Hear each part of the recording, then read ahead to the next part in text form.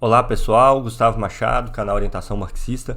Nesse vídeo eu vou procurar demonstrar para vocês, ainda que de maneira simplificada, evidentemente, não dá para explicar o sistema capitalista inteiro em um só vídeo, mas mostrando as relações principais, como as crises recentes que está se espalhando pelo mundo, com a quebra do Banco do Vale do Silício nos Estados Unidos, com o Credit Suisse praticamente indo à falência e sendo comprado pelo UBS, tudo isso manifesta não um probleminha localizado que está acontecendo no Estado, não um erro de uma ou outra agente social, não o papel desse ou daquele banco, dessa ou daquela empresa ou desse ou daquele governo, mas os problemas que estão na sociedade inteira, inclusive na sua vida, no seu dia a dia e no seu cotidiano, e que o capitalismo faz com que esses problemas explodam em certas regiões localizadas. Então, nesse vídeo, na primeira parte, nós vamos entender o que ninguém está falando, em canal algum, em lugar nenhum, em meio de comunicação nenhum,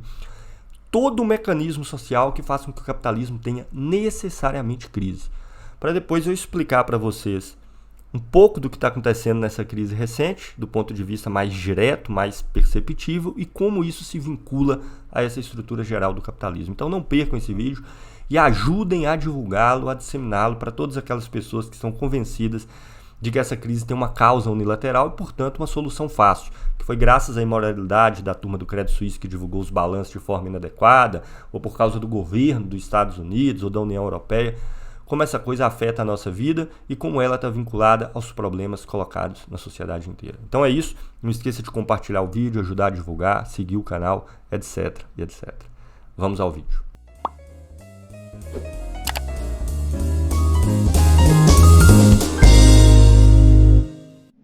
Nas últimas semanas, como é de conhecimento geral, houve a quebra do Banco do Vale do Silício nos Estados Unidos. Foi a maior quebra de um banco nos Estados Unidos desde 2008, com a quebra do Lehman Brothers. Na verdade, o segundo maior banco quebrou na história dos Estados Unidos. E o colapso do Credit Suisse, que é um dos bancos seculares mais tradicionais do mundo, cuja quebra iria ter implicações globais, principalmente na Europa, mas globais, imediatas, pela quantidade de empresas, países e outras instituições bancárias que estão vinculadas ao Credit Suisse. Levou aí num aporte inacreditável do Banco Central da Suíça e no fim, quase que o fim do Credit Suisse, que foi incorporado pelo UBS, que é um outro banco suíço gigantesco, são os dois grandes bancos suíços que existem, que pagou para o patamar do Credit Suisse um valor quase que simbólico para poder incorporá-lo à sua estrutura. Pois bem, evidentemente um monte de material está sendo lançado para dar conta das causas da crise, de qual seria o motivo desse colapso dessas instituições bancárias.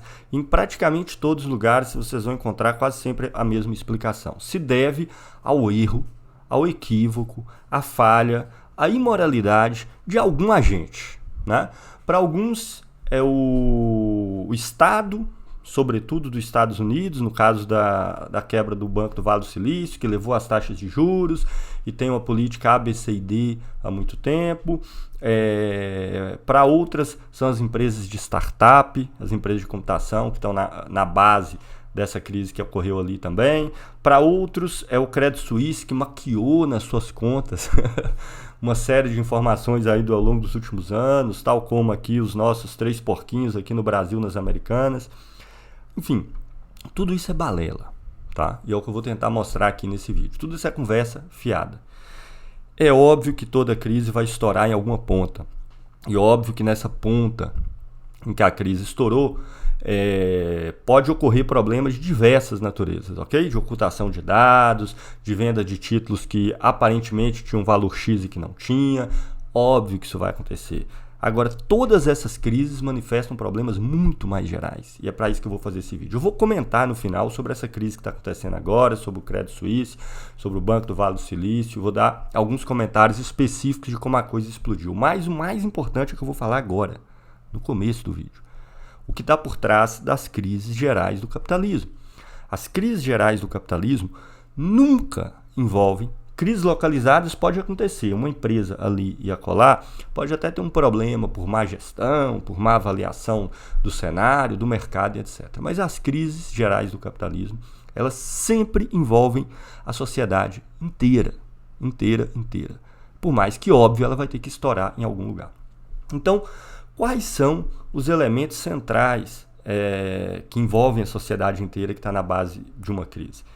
Então, toda crise, do ponto de vista das empresas, dos acionistas, dos proprietários, do capital, tem dois problemas gerais, que é de realização do valor, da mais-valia da riqueza produzida, ou seja, conseguir vender o seu produto, o conjunto do produto, né?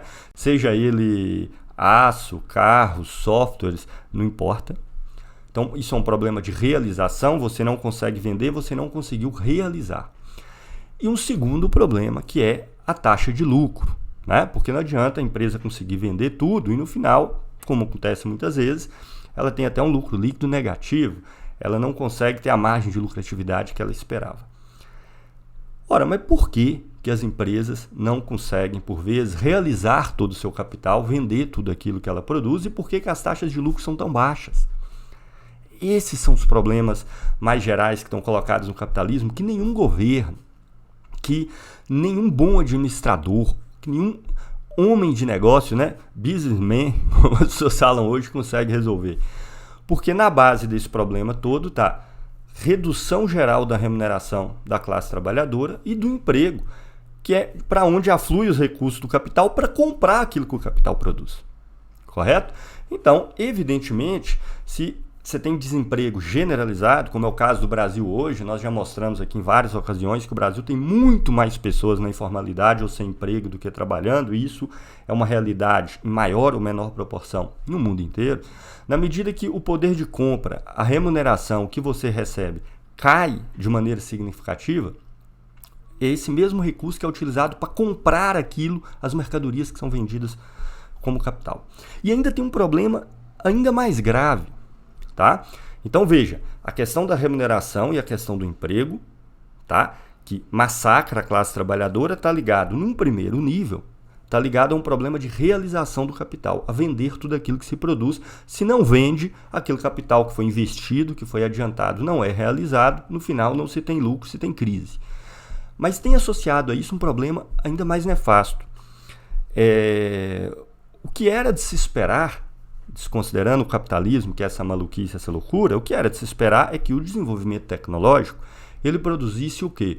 Ele produzisse um aumento da riqueza produzida, menos tempo dedicado para produzir essa riqueza, não é isso que a tecnologia materialmente significa? É isso. E que logo a nossa vida ficasse mais tranquila, todos pudessem trabalhar tranquilamente, inclusive cada vez menos, e tendo acesso a mais recursos, a muito mais recursos, porque a tecnologia propicia isso. O capitalismo produz o inverso. Não apenas para a classe trabalhadora, e aí entra um problema central que é o do emprego, né? Porque ao se desenvolver a tecnologia, a ter máquinas que permitem você produzir mais com menos pessoas, ora, o capital que visa o lucro, que visa a maior acumulação possível, o que ele faz? Ele vai demitir o máximo possível de trabalhadores e vai produzir com o mínimo de trabalhadores que ele conseguir, porque assim vai ter um custo menor. Com força de trabalho, uma fatia maior vai ficar para os lucros, para os milhões e bilhões que vão ser distribuídos para os donos das empresas. E os capitalistas fazem isso, quer eles queiram, quer não, porque a própria concorrência impõe, né? Inclusive, lá no podcast do Petri, tem inclusive um corte sobre isso, vou colocar ele aqui na descrição do vídeo, onde a gente está discutindo no A Deriva, né? O Petri questiona, fala, poxa, mas eu mostrei os dados lá de algumas empresas que distribuíram bilhões em dividendos e a massa salarial de todos os seus trabalhadores no ano inteiro é menor do que aquela massa de dividendos. Ele fala, poxa, mas não dava para pegar só 1 bilhãozinho, né? Desses dividendos aí, desses 5, 9, 8 bilhões que os acionistas ficaram e passar para a classe trabalhadora para melhorar a situação? Aí a minha resposta é não dá para fazer isso. Não pela livre e espontânea vontade do capitalista, né? Só na marra que os trabalhadores conseguem isso. Porque um dividendo menor significa uma lucratividade menor e logo a empresa, uma rentabilidade menor, para ser mais preciso, a empresa vai se desvalorizar no mercado, porque quanto mais dividendos ela produz, mais vale a sua ação. Então o proprietário, além de perder aquele 1 bilhão de dividendos, né? Se sua empresa valia aí, sei lá, 1 bilhão de reais, ela vai passar a valer 800, 700, 650, distribuído em ações, porque a rentabilidade dela é menor, né? Isso tudo números ilustrativos, evidentemente. Então, o que acontece? A tecnologia faz com que o máximo de pessoas possíveis fica fora do processo produtivo e, nesse sentido, sem ter renda para poder comprar. Mas não só isso. Ao fazer isso, ao mandar os trabalhadores para fora e não reduzir a jornada de trabalho, por exemplo, com o uso da tecnologia, a massa do capital da empresa, cada vez mais, ela se transforma em quê? Em meios de produção, em maquinaria, em equipamentos, em software, em inteligência artificial, em tecnologia, que não produzem valor. Quem produz valor é quem está trabalhando. Então, qualquer empresa, tá? Ela vai comprar meios de produção, seja uma plataforma de produção, seja matérias-primas, seja um software de inteligência artificial, e o que ela vai gastar com isso vai ser compensado no valor do produto, mas não vai agregar um novo valor ao produto. O que agrega um novo valor ao produto é aquele novo trabalho que é adicionado naquela empresa, naquela etapa da produção. Ora, na medida que cresce essa quantidade de máquinas, equipamentos, tecnologias no interior do capital que a empresa adianta para produzir mais capital, a fatia destinada a se dividir entre lucro e remuneração dos trabalhadores fica menor. Aí você pode perguntar, mas Gustavo, se isso que você está dizendo é verdade, então por que as empresas investem em tecnologia? Porque a concorrência impõe. Quando ela investe em tecnologia, ela consegue vender o seu produto por um preço mais barato ou até que as outras empresas também a empreguem, ganhar um lucro maior, a empresa individualmente falando. Mas quando isso se generaliza para a sociedade inteira, qual o resultado? O preço das mercadorias vai reduzir, porque o custo para fazê-las é menor, e o lucro que você vai ganhar sobre cada uma delas também é menor, porque uma fatia cada vez maior daquela mercadoria é apenas custo de meios de produção que se transferiram ao produto, e cada vez menos é trabalho que foi incorporado, novo valor que foi incorporado na produção para fazer aquela mercadoria. Então, sintetizando o percurso.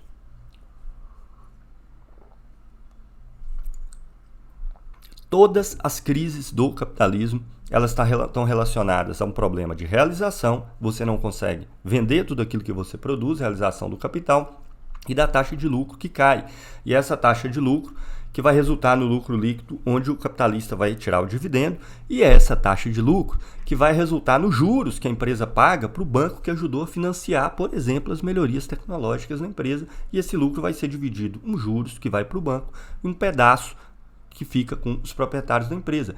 E vai complicar, inclusive, o próprio Estado, né? Que recebe de forma direta ou indireta o valor que é apropriado pelo Estado por meio de taxações de diversas modalidades, diversos tipos, sobre o que está sendo produzido. Tá? Então, olha que loucura. Por que isso acontece necessariamente no capitalismo? Porque o capitalista individual, ele necessariamente vai procurar reduzir o máximo possível a remuneração dos trabalhadores e vai procurar mandar o máximo possível de trabalhadores para fora, desde que ele consiga produzir a mesma coisa com a tecnologia que ele tem. Isso individualmente não prejudica esse capitalista, isso individualmente faz com que esse capitalista ganhe mais. O trabalhador dele não é necessariamente quem vai comprar o produto dele, ou mesmo que seja, é uma menor fração do que é produzido na empresa é comprar diretamente pelos seus próprios trabalhadores. Então, ele mandar o seu trabalhador para a rua não vai alterar na sua receita. Mas quando 2, 3, 4, 10, 100, 1000, 5.000, 10.000 empresas fazem a mesma coisa, vai. Então, veja, né, a mão invisível aí do mercado atuando. O que é bom para a empresa individualmente, ela tem que fazer para vencer os concorrentes, e cada uma das empresas fazer as mesmas coisas prejudica todas elas no seu conjunto. E isso acontece necessariamente porque a empresa não tem alternativa se ela quiser aumentar a sua rentabilidade, quiser sobreviver na concorrência com os outros capitais. O que isso tem a ver com a crise que está acontecendo agora? Tem tudo a ver. Ora, esse problema, para resolvê-lo, ele é tão grave que o capitalismo ia durar nem uma semana com todo esse emaranhado de contradições e de problemas que ele mesmo produz. Então, se desenvolve internamente ao capitalismo formas de contornar esse problema. Principalmente, tá? As bolsas de valores entram aí, mas eu vou deixar elas em parênteses, né, por enquanto, mas principalmente a partir dos bancos e do Estado. Então, o que os bancos fazem? Os bancos, na verdade, eles retido no sistema financeiro, nos sistemas bancários, tudo aquilo que todos os outros capitais acumulam, porque, né, nenhum dinheiro fica na gaveta na empresa, todos eles são aplicados no sistema financeiro. Então ele fica com essa poupança da sociedade inteira, com todo esse capital acumulado na sociedade inteira, e os bancos direcionam esse capital para aqueles grupos particulares de capitais que estão precisando de investimentos para mudar a tecnologia, para ampliar a produção, para criar uma nova matriz naquele momento. Então, o que está sendo acumulado por um conjunto de empresas aqui é transferido para outro conjunto. O que está sendo acumulado por todas as empresas é transferido a cada momento para um conjunto específico dessas empresas, para financiá-las. Com isso, ele consegue socializar os prejuízos. Né? O capitalismo é assim, o lucro é privado, mas o prejuízo é socializado, nesse caso, pelo conjunto dos capitais. Veja que o banco não está produzindo riqueza nenhuma, não está produzindo valor nenhum, ele só está transferindo riqueza de uma ponta para outra, ou do conjunto para aqueles que precisam em um dado momento. Ora, se uma empresa quebra, esse banco financiou essa empresa, fez empréstimos para essa empresa. Se um banco quebra, a sua empresa quebra. Logo, esse banco não vai conseguir receber as suas dívidas, ou não vai conseguir receber a totalidade das suas dívidas. Mas se várias outras empresas continuarem pagando juros e no final amortizando a dívida, isso não vai quebrar o banco. Ele pode compensar as pequenas quebras que acontecem ali e acolá, elevando um pouco a taxa de juros. Inclusive dando taxa de juros diferenciadas, por exemplo, para empresas que parecem ter melhor saúde financeira, a taxa vai ser um pouquinho mais baixa. Para aquelas que parecem ter maior risco, a taxa vai ser um pouco mais alta. Mas veja que são todas as empresas que estão pagando o prejuízo daquelas que quebraram, porque isso vai elevar a taxa de juros de um modo geral e a fatia dos juros que vai ser dividida no lucro de todas as empresas que têm que pegar financiamento com os bancos, inclusive preferem pegar financiamentos com os bancos, inclusive para que, se ela quebrar, ela poder socializar os seus prejuízos. Mas veja que o banco não resolve o problema. O banco apenas transfere o problema para uma esfera maior. A partir do momento que um grupo de empresas quebrou, porque ela não conseguiu realizar o seu capital, vender os seus produtos, a sua mercadoria, os seus serviços, o que quer que seja, na medida que isso aconteceu com um determinado grupo de empresas, o banco que a financiou vai tomar um prejuízo, mas vai ser compensado pelas outras empresas que estão pagando, que no fundo é quem estão pagando os prejuízos daquela que quebrou. Ora, Gustavo, mas se muitas empresas quebram, ou se muitas empresas reduzem a sua lucratividade, se muitas empresas têm que renegociar suas taxas de juros porque não conseguem pagar, e o banco dá prejuízo, esse é o problema. Então veja que esse mecanismo do capitalismo não está resolvendo nada. Ele está propagando o problema para uma esfera mais ampla. E se essa coisa toda implode? Ainda tem uma última via de salvação, que é o Estado. Né? Aí entra o Estado. Em partes o Estado é um agente consumidor extra, né? Porque ele também consome os produtos que são produzidos, ele também compra mercadorias e compra riquezas. Mas isso é de menor importância porque... Justamente isso é de menor importância porque os recursos que o Estado usa para poder gastar, ele está retirando da sociedade. Em parte dos trabalhadores, parte, no caso do Brasil, muito pouco das próprias empresas. Mas o principal fator onde o Estado entra nem é esse. O Estado ele entra... Ora, o cara acumulou lá capital, um monte de empresas acumularam na forma de lucro, só que como a remuneração está baixa e o desemprego é muito alto, não tem como aumentar a produção. Né? Então teve lá bilhões na indústria automobilística que foi acumulado em determinado ano, mas não tem espaço no mercado para vender nenhum carro a mais. E isso, como regra, é verdade para quase todos os bens de consumo, porque a capacidade de consumo da sociedade no conjunto não cresceu, apesar de ter capital para fazer crescer a capacidade produtiva. O que essas empresas fazem? Colocam esse recurso nas mãos do Estado em títulos da dívida pública. O Estado gasta esse recurso, tá? Mas ele continua pagando uns juros para os proprietários do capital, como se aquele capital estivesse atuando produtivamente em alguma empresa, em algum lugar.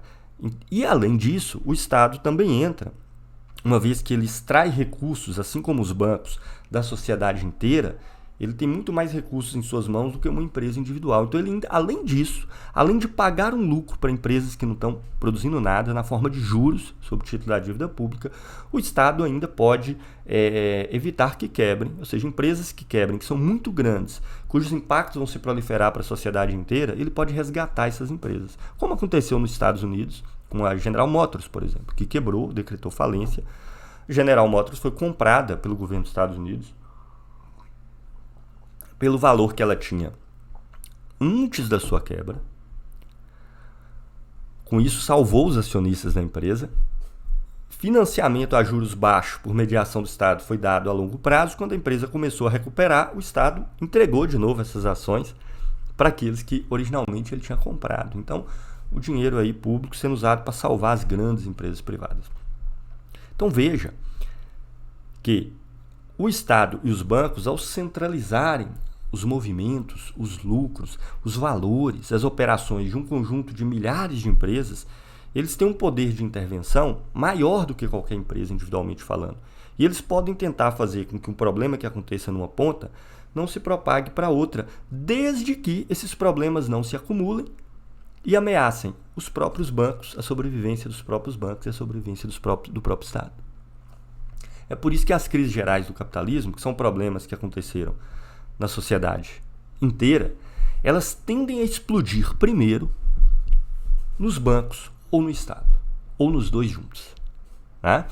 Porque, evidentemente, se o poder de compra da população reduz, se as remunerações caem, se o emprego despenca, vai reduzir os próprios recursos que o Estado consegue extrair da sociedade. Porque tanto o capital não vai conseguir crescer ou vai ser menor, porque o capital depende dessas pessoas para comprar as mercadorias, como essas próprias pessoas vão ter menos recursos para pagar o Estado na forma de impostos. No caso dos bancos, a mesma coisa. Se você tem crise em uma, duas, três, um grupo pequeno de empresas, isso não ameaça o banco no seu conjunto. Mas se é num conjunto generalizado de empresas, ameaça.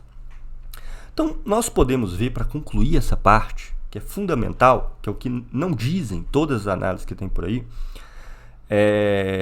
que os problemas que estouram em uma ponta do capitalismo, eles na verdade são expressão dos problemas que acontecem na sociedade inteira.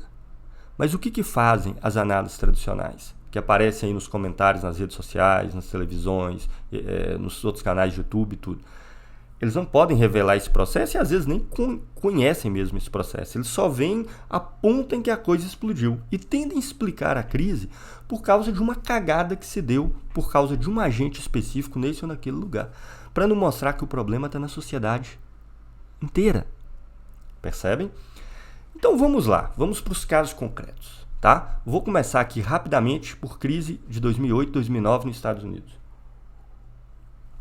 Os vários gênios por aí já disseram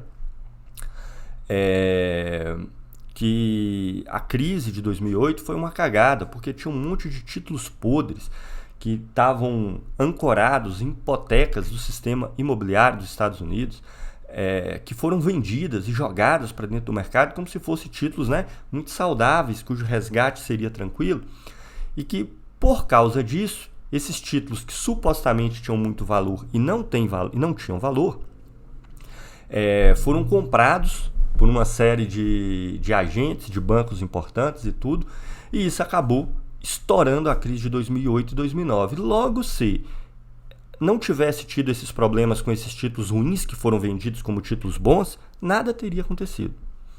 Mas aí, então, a causa da crise seria, né, essa imoralidade dos agentes que venderam esses títulos podres, que jogaram esses títulos para dentro do mercado. Mas eu pergunto, por que esses títulos eram podres? Por que esses títulos já não valiam praticamente mais nada? Ora, o que aconteceu nos Estados Unidos ali naquele momento? Depois do chamado boom imobiliário, esse termo muito mal compreendido, que eu vou comentar em outro vídeo, que é o tal da bolha, que é muito mal compreendido em todos os lados, mas durante muito momento teve esse boom imobiliário. O que significa o boom imobiliário? Significa que uma quantidade enorme de trabalhadores norte-americanos estavam adquirindo casas ou mudando para casas melhores. E logo estava se construindo uma quantidade enorme de casas. Em um determinado momento, eles não apenas passaram a comprar menos imóveis, como não conseguiam nem pagar ou definiram não pagar aqueles que eles já tinham. Por que isso aconteceu? Porque, de repente, as pessoas que eram bonzinhas e estavam cumprindo ali as ordens de pagamento, pagando as suas mensalidades, acordaram num belo dia de mau humor e ficaram maus e resolveram dar calote? Não, meus amigos.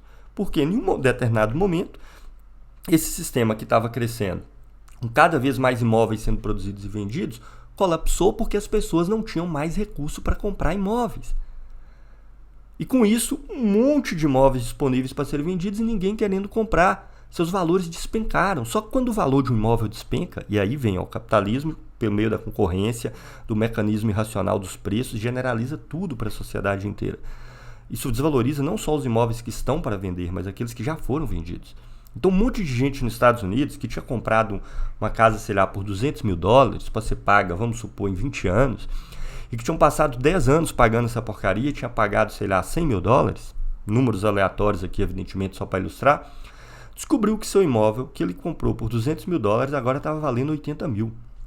Significa que faltava 100 mil para ele pagar. Ele passou 10 anos pagando, faltava 100 mil para ele pagar de um imóvel que naquele momento valia 80.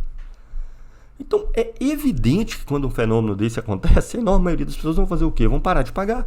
Óbvio. Tá entendendo? Vão parar de pagar porque tudo que falta para pagar é mais do que o que aquilo vale naquele momento. E por que esses imóveis valorizaram? Porque as pessoas perderam poder de compra para adquirir imóveis. E por que elas perderam poder de compra para adquirir imóveis? Porque a sua remuneração reduziu, porque o emprego reduziu, porque o poder de compra reduziu. E por que seu poder de compra, a sua remuneração reduziu? Porque empresas de todos os setores, em todos os lugares, passaram a demitir mais trabalhadores, porque a remuneração caiu, porque o trabalho qualificado se tornou mais desnecessário, etc, etc, etc. O problema está na sociedade inteira. Vamos para o caso mais recente agora, né?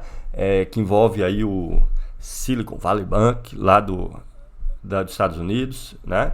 O banco do Vale do Silício, muito ligado às startups, e a crise principalmente do Credit Suisse, que está aí entre os 20 e 30 maiores bancos do mundo. Tá? Esses bancos são tão importantes justamente porque se um deles quebrar, significa crise no mundo inteiro, porque os bancos têm relações entre si, trocam valores entre si, e a quebra de um deles afeta todos, para não falar das empresas que estão na sua base.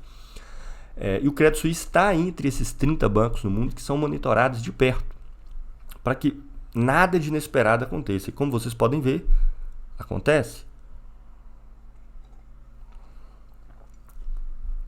Então, o que acontece? O setor de startups, o setor de produção de tecnologia, né, de produtos online, disparou durante a pandemia. Por razões óbvias, a conjugação tanto da tecnologia que veio desenvolvendo ao longo dos últimos anos, quanto a situação da pandemia que impôs a necessidade de que as pessoas tivessem que se locomover fisicamente o menos possível, por razões óbvias. Todo mundo passando a comprar mais pelos sites online, consumir mais os produtos online. Várias empresas que tinham sedes físicas passaram a adotar o modelo de trabalho na casa das próprias pessoas, criar sistemas para isso. Esse setor sofreu um boom durante o período da pandemia e mesmo imediatamente após, gigantesco e extraordinário. Acontece que agora, passado, né, a pandemia nos seus momentos críticos, esperamos, a crise estoura, essas empresas não conseguem realizar o que elas estavam esperando em termos de crescimento. Essa curva não apenas não continua, como os lucros, mesmo gigantes como Alphabet, a Google, Facebook e etc, etc, despencam. Elas demitem em massa. Facebook demitiu em massa, Twitter demitiu em massa, Google demitiu em massa, e as startups menores não só demitiram em massa, como várias deixaram de existir. Isso estourou primeiro num banco que fornecia crédito principalmente para esse tipo de empresa, lá nos Estados Unidos. Acontece que esse banco, num momento em que não era mais possível continuar o crescimento do capitalismo e as empresas aplicarem o lucro delas na expansão das suas próprias empresas, ou nem mesmo em outros setores da sociedade, porque não tinha pessoas para comprar aqueles produtos, para comprar aqueles serviços, onde que esse banco, que centralizava todas essas empresas em declínio, sem conseguir ampliar a sua massa de trabalhadores empregados, a quantidade de serviços ou produtos que oferecem. O que o banco que centralizava essa coisa toda, onde ele colocou grande parte desse capital que era poupado por essas empresas nesse banco, mas que não dava para ser reemprestado para outras empresas com juros mais altos, que é a lógica do banco? Títulos da dívida pública do governo dos Estados Unidos. É para lá que foi. Títulos da dívida pública do governo, o governo pagando um juros, inclusive, mais elevado do que o governo dos Estados Unidos costuma pagar. Por quê? A crise significa que as pessoas conseguem comprar menos. E nesse sentido, a emissão monetária, se ela não for acompanhada de um crescimento da produção, gera inflação. Inflação galopante nos Estados Unidos, inflação galopante na Europa, superior à do Brasil, que nós não víamos em décadas. Alguns desses países até mesmo não se via inflação como essas desde a Segunda Guerra Mundial. Né? Aí o que acontece? Esse banco coloca em títulos do governo. Acontece o seguinte: aquele monte de dinheiro em títulos de governo, adormecido em capital, que agora está na mão do governo, é o Estado que vai garantir a existência desse capital e vai até pagar um rendimentozinho, uma rentabilidadezinha para os seus portadores. O Estado teve que elevar os juros para combater a inflação. Por que teve inflação? Porque o poder de compra geral da sociedade reduziu. E ele teve então que elevar os juros, porque isso reduz a entrada de dinheiro na sociedade, porque agora o crédito é mais caro. Acontece o seguinte: esses bancos que estavam com esse dinheiro empregado em títulos do governo, já estavam com esse dinheiro empregado em títulos de governo, há um juros que foi pré-fixado lá quando eles compraram títulos do governo. Então, por exemplo, comprei 100 bilhões de títulos do governo a juros de 5%. O juros dos Estados Unidos é menor, mas só para facilitar o nosso número aqui. 100 bilhões a juros de 5%. No final do ano, esses 100 bilhões, né, vai estar valendo 105 bilhões. Acontece que no meio do caminho, o governo aumentou os juros de 5% para 10%. Ilustrativo o número aqui, tá? Da mesma forma. Significa o quê? Que no final do ano você vai ganhar 110? Não. Você já comprou os títulos antes com um juros pré-fixado de 105 bilhões. No final do ano você vai receber os 5 bilhões, que eram os juros no momento em que você comprou os títulos do governo. Mas veja, se o juros está 10% e no final você vai receber 105 dos 100 que você colocou e não 110, então significa que aqueles 100 bilhões que você aplicou, no dia de hoje, não vale mais 100 bilhões. Se o juros agora está 10% e você vai receber 105 lá no final, então os 100 bilhões que você tem hoje vale 96, vale 97, porque é o valor que, colocando mais 10%, vai dar 105 no final do ano, porque o juros mudou.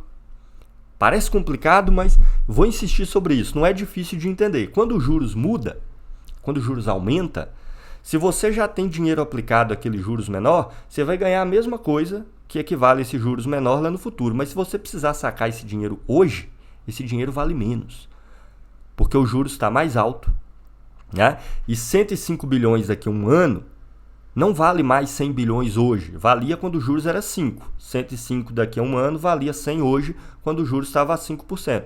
Se o juros está a 10%, 105 bilhões daqui a um ano vale menos de 100 bilhões. O que acontece? Essas startups em crise começaram a demandar esse dinheiro que estava aplicado nesses bancos. E esses bancos tiveram, então, né, que efetuar esse resgate, devolver o dinheiro a essas inúmeras startups que estavam precisando de dinheiro líquido para gastar naquele momento. Não dinheiro daqui a um ano, daqui a 2, daqui a 3, agora. E para fazer isso, eles tiveram então que se desfazer desses títulos do governo. E os 100 bilhões originalmente, por exemplo, que ele comprou em títulos de governo, agora estava valendo 97, 96, porque o governo teve que subir os juros para combater a inflação. Então vamos resumir a ópera aqui, para a gente entender a coisa toda. Veja que a causa então da crise foi o governo subiu os juros. Não, meus amigos, o governo foi obrigado a subir os juros para tentar combater a inflação. Por que teve inflação? Porque as pessoas consumindo muito menos, porque sua capacidade de consumo reduziu, porque o desemprego se elevou, porque a remuneração média caiu, as pessoas passaram a consumir menos e o dinheiro circulando naquela mesma medida produziu inflação, porque o dinheiro só expressa a riqueza que é produzida, o dinheiro não é a riqueza. Percebe? Ora, para combater a inflação, então tem que reduzir a circulação monetária. Como é que eu reduzo a circulação monetária? Aumentando os juros, porque aí o crédito fica mais caro e uma quantidade menor de agentes sociais vão demandar crédito que vai circular na forma de dinheiro na sociedade. Acontece que ao fazer isso, o governo, ao aumentar os juros, ele reduz o valor daquele dinheiro que existe no momento. Ele vai estar valendo mais no futuro, só que se ele for usado agora, ele vale menos. E isso leva o quê?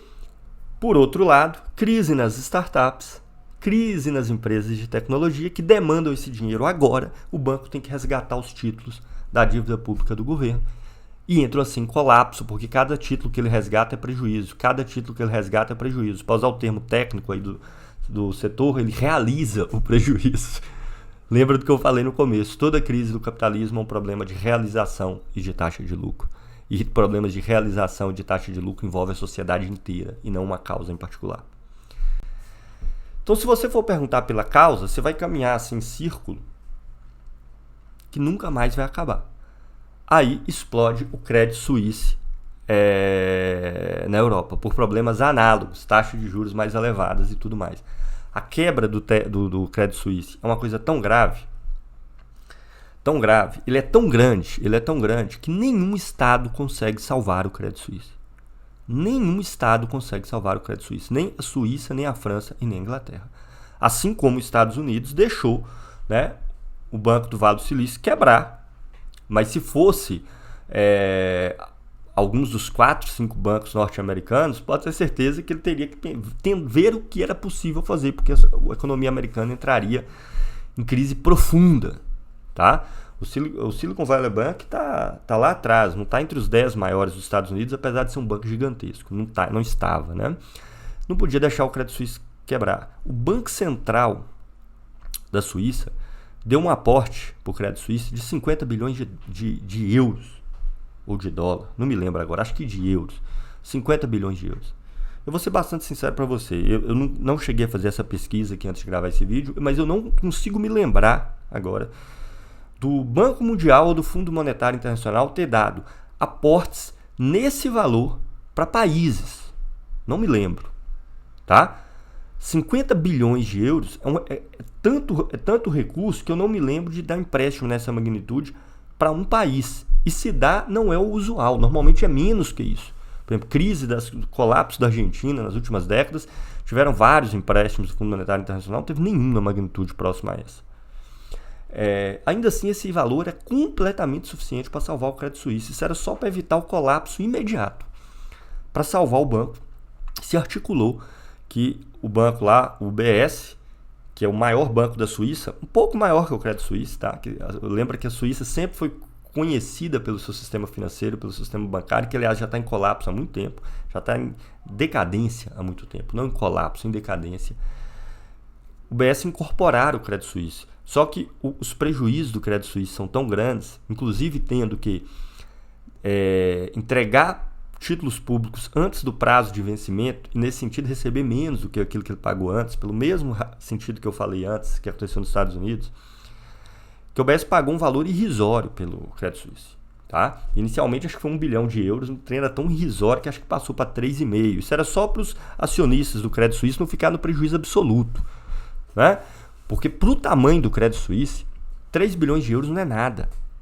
Tá? O Credit Suisse tinha ativos, coisa que se aproximava de 1 trilhão de euros. Em situações normais, 3 bilhões de euros era o lucro anual do Credit Suisse, de um ano. Tá entendendo? Que podia ser distribuído em dividendos, se assim os credores definissem. Tá entendendo?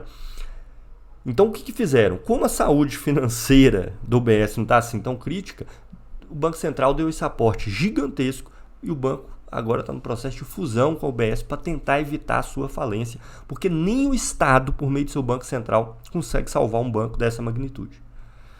Então, meus amigos, quais são as cenas dos próximos capítulos? Não sei exatamente quais são as cenas dos próximos capítulos. A única coisa que eu posso dizer é: todas essas crises não é devido a uma ação isolada, a um erro isolado. Não tem solução mágica e qualquer que seja a solução que seja dada apenas propaga o problema para explosões maiores. Os prejuízos do Credit Suisse, os prejuízos do Banco do Vale do Silício foram socializados com os poupadores e teve uma seguradora que pegou uma parte e tudo, mas ele foi espalhado pelo sistema financeiro dos Estados Unidos inteiro.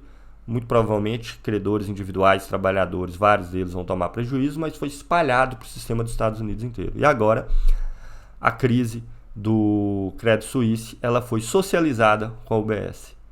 Agora eu pergunto para vocês, na medida que esse problema se amplia, na medida que as novas transformações tecnológicas geram cada vez mais desemprego, na medida que a tecnologia serve não para atender os nossos interesses, mas para aumentar a lucratividade contra a capacidade de consumo e usufruto dessa riqueza por nós outros, que é quem deveria se beneficiar por ela.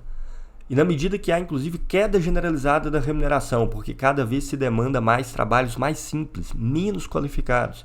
Olha o papel que a inteligência artificial vai cumprir nisso aí. Quais serão os impactos de coisas como chat GTK em relação a várias modalidades de trabalho qualificado? O que vai acontecer, isso pode ser amanhã, pode ser daqui a um ano, pode ser daqui a 2, quando esses prejuízos socializados para garantir o lucro privado das empresas individuais contra todos nós, culminarem na explosão financeira de um desses estados e de um desses bancos. Talvez agora não um entre os 30 maiores, mas até um entre os 10, um entre os 15, e que realize os seus prejuízos e espalhe isso pelo sistema inteiro. A crise é necessária no capitalismo, ela necessariamente acontece. A única coisa que os mecanismos dos bancos e dos estados podem fazer é jogar o problema para frente, criando uma explosão, um colapso ainda maior, onde a gente vai pagar o pato. É por isso que a posição de um marxista a respeito disso, pelos aspectos que eu expliquei e apresentei aqui, não é nenhuma solução localizada nesse ponto. É organizar a classe trabalhadora para mudar a forma de organização social e transformar o sistema inteiro. Falei demais. Fico por aqui. Não se esqueça de seguir o canal, compartilhar o vídeo, principalmente para aquelas pessoas que estão ganhas para uma causa unilateral e para uma solução fácil desses problemas inteiros. Fico por aqui. Até o próximo vídeo.